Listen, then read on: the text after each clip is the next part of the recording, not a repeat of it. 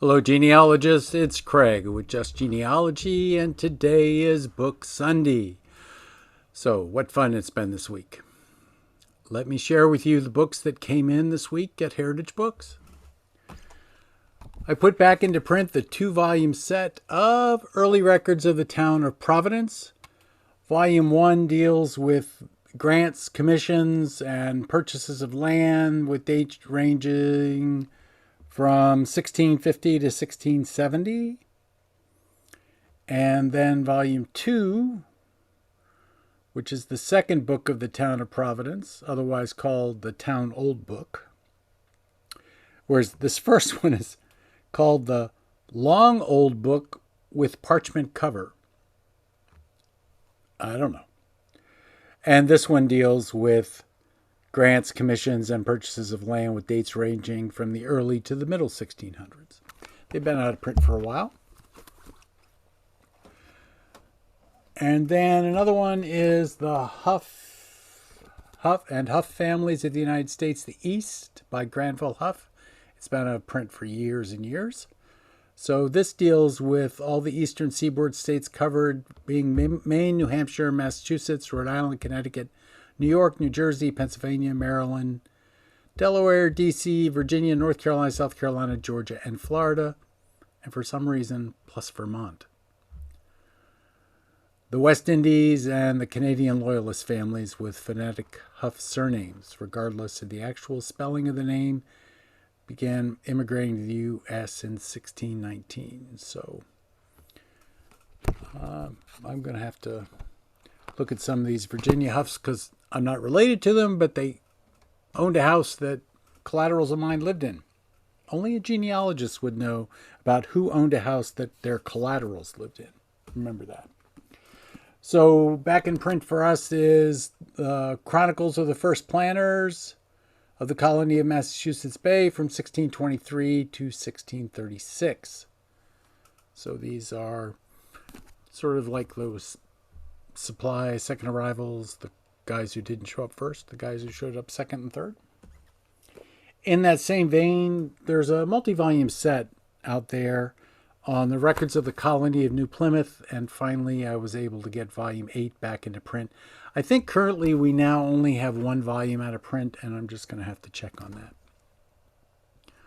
Now, one of the series of books, it's like 550 volumes, that I never talk about is Antient Press and the Sparacios. And we currently have about 75 of the Antient Press books out of print, but we're diligently working on bringing them back. And next week we may have, although I can't promise, we may have 5 or 6 of them back. But one that came back this week in stock in the warehouse is Richmond City Hustings Deed Book 1790 to 1794. And a Hustings court is basically these happen to be deeds. So this is a deed book. But these happen to be deeds registered with the Hustings court. The Sparacios did 2 volumes. And the second volume should be back in print, or in the warehouse anyway, next week, because I've ordered it from the printer. So that's our week at Heritage Books.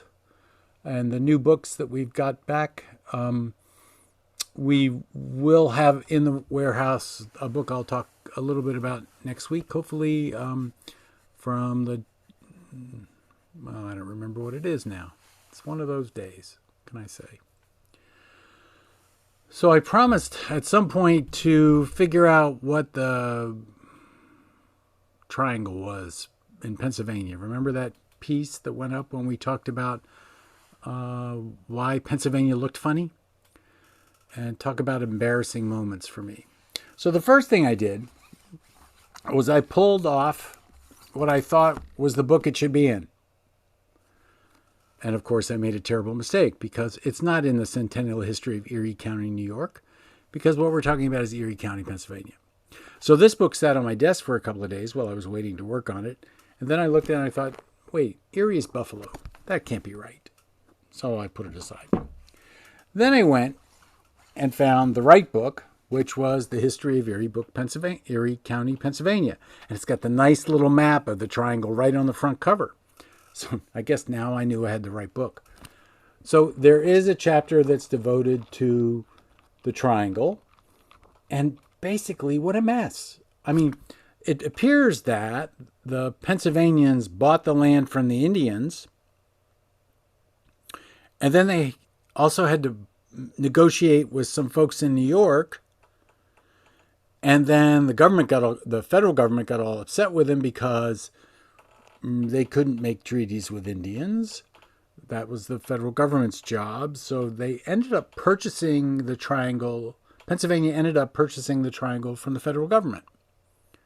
So all that is talked about in the history of Erie County in the pretty much very beginning of the book, within the first 100 pages or so. And then we had this process of settling. And then I got to thinking, wait a minute, New York, this doesn't make much sense to me. And so I looked into who they had to talk to from New York and who they had to negotiate with for the land. And the people that they had to negotiate with were the Phelps and Gorham purchase people, because evidently the land originally was Phelps and Gorham purchase. And it gets even worse because there's also something called the Morse Reserve, which I think is a little bit farther east than the land I'm talking about here. But then somehow the Holland Company gets involved in all of this. But I think the Holland Company came later. I think after already the triangle was made Pennsylvania. In other words, after 1790, 1792, then is the Holland Purchase. I haven't looked at the Holland Purchase. But then I got to thinking, wait, in my mind, Erie County, Pennsylvania and Erie County, New York were side by side. And then I knew better because I recognized that Buffalo was a good distance away from Erie, Pennsylvania. There must be some intervening county.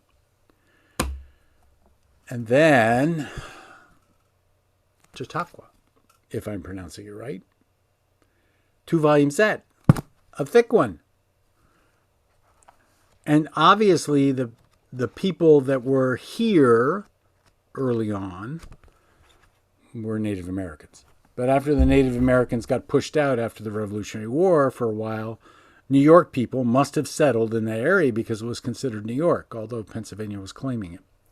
So that's where we're going to find this stuff also. So the combination of this history of that county right next door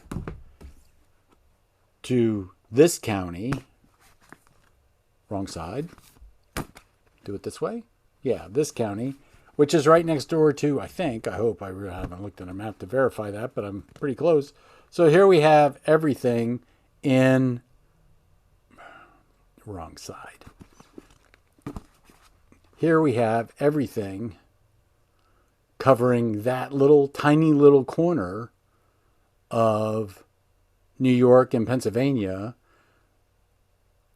exclusive of the Holland Purchase. And I should have a book on the Holland Purchase somewhere, but it was after this, I think.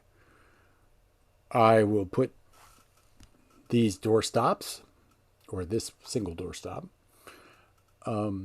create a discount for 20% for it, and we'll just call it Triangle, since that's what we were talking about. And so the discount will be on the centennial history of Erie County, New York, because Craig is an idiot, and he thought that Erie and Erie were next door to each other.